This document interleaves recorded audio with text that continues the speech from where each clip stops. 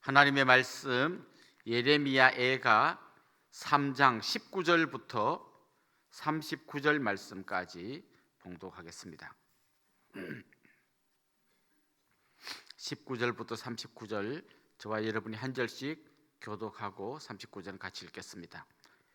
내 고초와 재난 곧 쑥과 담즙을 기억하소서. 내 마음이 그것을 기억하고 내가 낙심이 되오나 이것을 내가 내 마음에 담아 두었더니 그것이 오히려 나의 소망이 되어 사옴은 여호와의 인자와 긍휼이 무궁하심으로 우리가 진멸되지 아니함이니이다. 이것들이 아침마다 새로우니 주의 성실하심이 크시도소이다. 내 심령에 이르기를 여호와는 나의 기업이시니 그러므로 내가 그를 바라리라 하도다. 기다리는 자들에게나 구하는 영혼들에게 여호와는 선하시도다. 사람이 여호와의 구원을 바라고 잠잠히 기다림이 좋도다. 사람은 젊었을 때에 멍에를 매는 것이 좋으니 혼자 앉아서 잠잠할 것은 주께서 그것을 그에게 메우셨습니다. 그대의 입을 땅에 티끌에 댈지어다. 혹시 소망이 있을지로다. 자기를 치는 자에게 뺨을 돌려대어 치욕으로 배불릴지어다. 이는 주께서 영원하도록 버리지 아니하실 것임이며 그가 비록 근심하게 하시나 그의 풍부한 인자하심에 따라 긍휼히 여기실 것이니라. 주께서 인생으로 고생하게 하시며 근심하게 하심은 본심이 아니시로다. 지존자의 얼굴 앞에서 사람의 재판을 굽게 하는 것과 사람의 송사를 억울하게 하는 것은 다 주께서 기쁘게 보시는 것이 아니로다. 주의 명령이 아니면 누가 이것을 능히 말하여 이루게 할 수 있으랴. 화와 복이 지존자의 입으로부터 나오지 아니하느냐. 살아있는 사람은 자기 죄들 때문에 벌을 받나니 어찌 원망하랴. 아멘. 구약 성경에 보면 남유다 왕국이 멸망하기 전에 계속해서 경고를 보냈던 선지자들이 많이 있었습니다.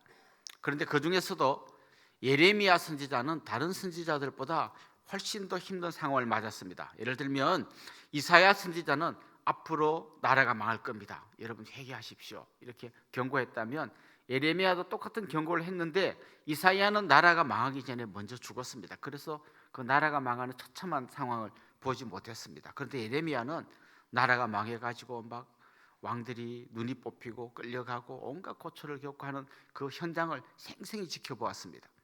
그렇기 때문에 그는 단지 나라가 망한 걸 예언한 선지자 정도가 아니라 그걸 두 눈으로 보고 탄식하고 통곡하고 슬퍼한 그런 선지자입니다. 그래서 우리가 예레미야 애가라고 하면 예레미야가 통곡하고 슬퍼하면서 눈물을 흘리면서 쓴 게 바로 이 예레미야 애가입니다.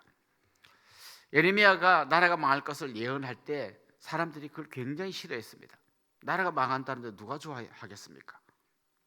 그런데 그때 예레미야 시대에 절대 안 망한다. 하나님 우리를 끝까지 지켜줄 거라고 예언하던 거짓 선지자들이 있었습니다. 거짓 선지자들의 말은 사람들이 굉장히 좋아했습니다. 나라가 안 망할 거고 끝까지 지켜준다니까 얼마나 좋겠어요. 반면에 나라가 망한다고 예언한 예레미야는 굉장히 사람들에게 미움을 받았습니다. 누가 진짜냐? 이건 진짜 나라가 망하나 안 망하나를 보면 아는 거죠. 그런데 나라가 망했어요. 예레미야가 진짜라는 게 확인됐습니다. 근데 문제는 뭡니까? 차라리 예레미야는 자기가 가짜면 차라리 좋았겠죠. 안 망하고 더 나라가 괜찮았으면 좋았겠죠. 나라가 망하면 자기가 진짜 선지자고 자기가 나라가 안 망하는 걸 원하는데 안 망하면 자기는 가짜가 되는 희한한 그 중간에 서서 있다가 결국 나라가 망해서 눈물로 글을 쓴 게 바로 이 예레미야 애가이죠. 예레미야 애가는 굉장히 독특한 구조로 되어 있습니다. 지금 1장부터 5장까지 되어 있는데요. 우리가 읽은 이 3장만 빼고 1장, 2장, 4장, 5장은 전부 다 1절부터 22절까지 되어 있습니다. 그 중에서도 1장, 2장, 4장은 왜 22절인지가 중요한데요. 히브리어 알파벳이 22자입니다. 그러면 그 알파벳 차례대로 영어로 치면 A부터 G까지 써놓고 1절은 A로 시작되고 2절은 B로 시작되고 3절은 C로 시작되고 이런 것처럼 히브리 알파벳 순서대로 1절, 2절, 3절이 딱 되어 있어요. 그래서 우리 한국말로 봐서는 이 실감이 안 나지만 히브리어로 읽으면 정말 이 히브리 알파벳, 알렙, 베트, 기멜 순서대로 쫙 되어 있어서 굉장히 이런 그 구조가 특이하고도 눈에 잘 들어오게 되어 있습니다. 근데 3장은 22절이 아니고 66절이에요. 왜 그럴까요? 알파벳 하나마다 3절씩 되어 있어요. 1, 2, 3절은 알렙 A부터 되어 있고 4, 5, 6절은 그 다음 알파벳 순서대로 되어 있어서 굉장히 이 구조가 치밀하게 잘 짜여져 있습니다. 그런데 이 말씀 안에 쭉 들어가 보면 진짜 이 상황이면 나도 모르게 눈물이 줄줄 날 그런 안타까운 이야기가, 그냥 어제까지 말씀해 보면 막 정말 망해도 이렇게 망했나, 요즘 아이들 말로 폭망했다 할 만큼 완전히 망한 이야기입니다. 그 가운데서 탄식하고 눈물 흘리는 그런 예레미야의 글이 계속 이어집니다. 그런데 오늘 본문에 보면 분위기가 싹 바뀝니다. 마치는 것 같습니다. 밤이 점점 깊어갑니다. 이제는 소망도 없는 깜깜한 밤입니다. 그런데 그때 눈을 들어서 하늘을 보니까 저 하늘에서 별들이 반짝이는 것 같습니다. 이 절망의 깊은 구덩이에서 마치 눈물 구덩이 거기에 푹 빠져 있는 같은 그 상황에서 예레미야가 눈을 들어서 계속 기도하며 하나님을 바라보다 보니까 마치 밤하늘에 별이 빛나는 것처럼 그 절망의 어두움 가운데서 하나님께서 소망을 주시는 거예요. 그 소망을 주시는 가장 큰 핵심이 뭔가 하면 하나님이 어떤 분인지를 알 때 소망이 생기는 거예요. 하나님이 어떤 분이신가? 오늘 본문이 그걸 이야기하는 거예요. 하나님이 어떤 분인가를 그가 기도 가운데서 알고 나니까 그 절망, 눈물의 골짜기에서 소망을 고백하게 되는 것입니다. 22절에 보면 이런 말씀이 나옵니다. 여호와의 인자와 긍휼이 무궁하심으로 우리가 진멸되지 아니함이니이다. 지금 그들은 완전히 쫄딱 망했어요. 폭망했어요. 그런데 하나님을 묵상해 보니까 하나님이 어떤 분인가 하면 하나님은 인자와 긍휼이 무궁하신 분이에요. 특별히 인자라고 하는 이 단어는 어떤 단어인가 하면 우리말로 번역하면 인자, 자비, 사랑 뭐 이런 말로 다 번역할 수 있는 아주 그 히브리의 독특한 단어인데요.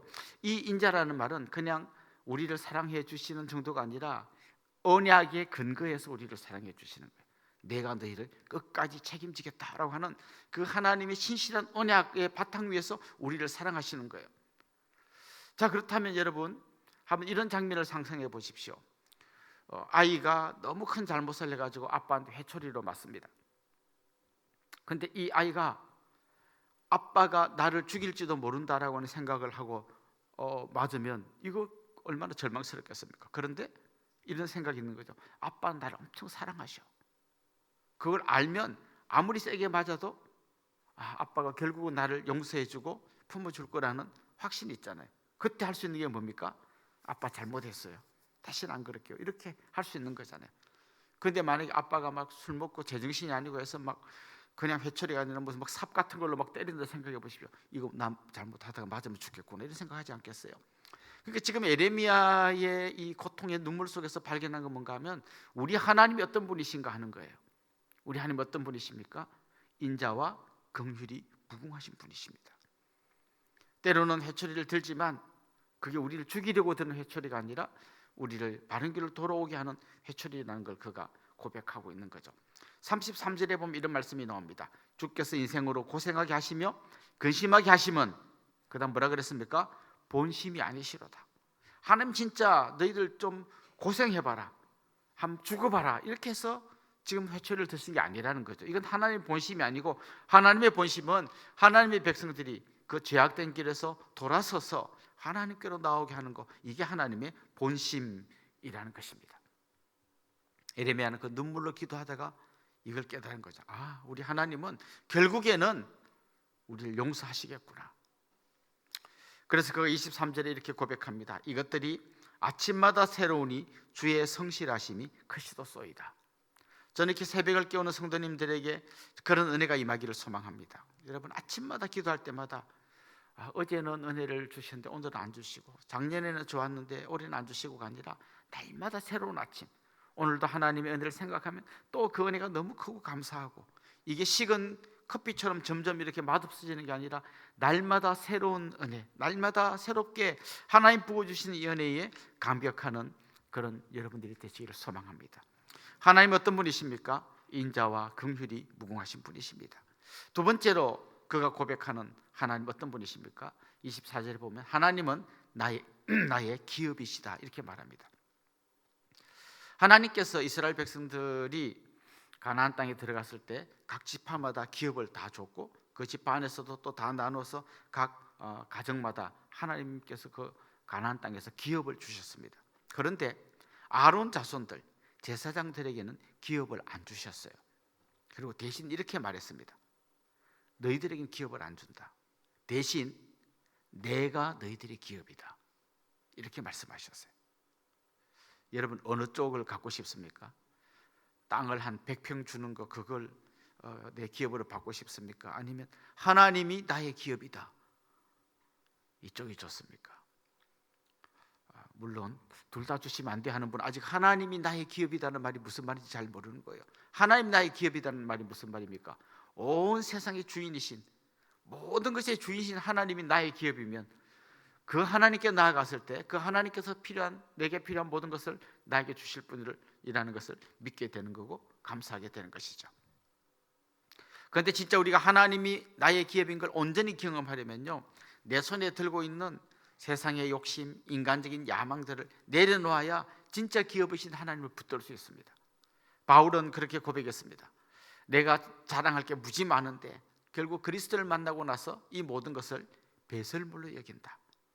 이 내가 그동안 추구했던 모든 것 이게 다 쓰잘데기 없는 배설물이란 걸 고백하는 순간 그는 다른 것과 어떤 것과도 비교할 수 없는 그리스도를 붙잡을 수 있게 된 것입니다.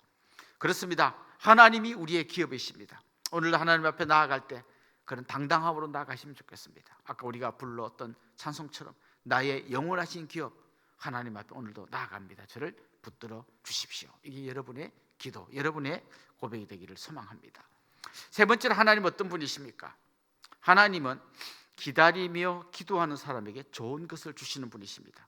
오늘 본문 25절에 보면 이렇게 말씀하십니다. 기다리는 자들에게나 구하는 영혼들에게 여호와는 선하시도다. 하나님은 우리가 구하지 않아도 주시는 분이에요.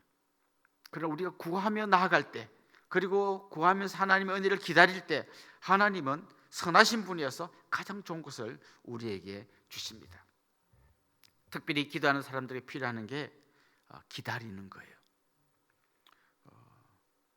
콩나물밥 하는데요, 다 익었나 본다고 계속 솥뚜껑 열면 비린내 나서 못 먹습니다. 딱 닫고 다 될 때까지 기다려야 됩니다. 조금만 한 이틀 기도하고 왜 이렇게 안 주십니까? 한 달 기도하고 안 주십니까? 아니라 계속해서 기다리는 거예요. 기다리면서 하나님 주실 선하신 것을 기다리는 겁니다. 그런데 우리가 한 가지 확실히 알 것은 하나님 우리에게 주신 가장 좋은 것, 가장 선한 것을 이미 우리가 받았어요. 그건 이 예레미야 애가가 갖고 있는 굉장히 중요한 의미인데요. 예레미야 애가를 한마디로 요약하면 절망, 도저히 해결할 수 없는 깊은 절망이 있습니다. 그런데 그 가운데서도 인자와 긍휼이 무궁하신 하나님이 주실 선한 것을 바라보는 기대가 있습니다. 이 두 가지 아주 극도로 힘들고 죽을 것 같은 이 상황과 하나님 주실 그 선한 것, 그 두 가지가 제대로 만난 것이 바로 십자가예요. 그 십자가 위에서 우리가 당할 그 처절한 고통과 절망을 예수 그리스도께서 다 당하셨습니다. 대신에 하나님이 가장 선한 것, 그걸 우리에게 주셨는데 그게 바로 우리가 하나님의 자녀가 되고 온 우주의 주인이신 하나님을 아버지라고 부를 수 있는 가장 엄청난 특권을 우리가 받게 된 거죠. 저는 바울의 그 말씀을 여러분이 오늘 기도에 중요한 줄로 잡으시면 좋겠는데요. 아들까지 아끼지 않고 주신 그분이 무엇을 아끼겠느냐? 지금 여러분이 어떤 걸 구하는 게 있을 텐데 왜 이렇게 오래 기다려도 안 주십니까? 이런 마음이 든다면 이 말씀을 기억하십시오. 하나님은 여러분을 위해서 가장 좋은 것, 아들까지 주셨는데 뭘 안 주시겠습니까? 기다리면서, 기도하면서, 구하면서 인자와 긍휼이 무궁하신 그 하나님을 붙들고 나아가는 여러분들 될 수 있기를 주님의 이름으로 축원합니다. 기도하겠습니다. 인자와 긍휼이 무궁하신 하나님 아버지, 절망 가운데서도 그 하나님을 생각하면 소망이 생기고 그 은혜가 아침마다 새로운 은혜가 될 줄로 믿습니다. 오늘도 가장 좋은 것을 우리에게 주신 그 아버지 앞에 나아가오니 하나님 사랑하는 주님의 자녀들을 붙들어 주시고 소망 가운데서 기다리며 기도하는 귀하고 복된 믿음의 사람들이 되게 하여 주옵소서. 예수님의 이름으로 기도드리옵나이다. 아멘.